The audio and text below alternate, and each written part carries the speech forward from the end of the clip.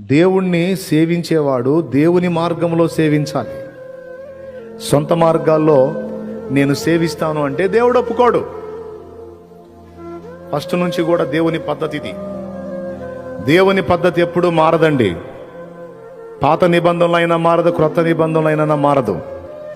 నువ్వేసే పరిమళం, నీ బతుకు గబ్బు గబ్బుగా పెట్టుకొని నువ్వేదో పరిమళ ధూపంతో నాకు అర్పణ చెల్లిస్తే నేను సంబరపడతాను అనుకుంటున్నావా? పరిమళ ధూపాన్ని నీకు సాదృశ్యంగా చూపించా. అర్థమైందా? ఇక్కడ ధూపం వేస్తే అది మొత్తం ప్రదేశమంతా పాకి ఎవడి శ్వాసకు తగిలితే వాడిని ఆనందింపజేసినట్టుగా నీ జీవితం పరిమళించాలి నాయనా.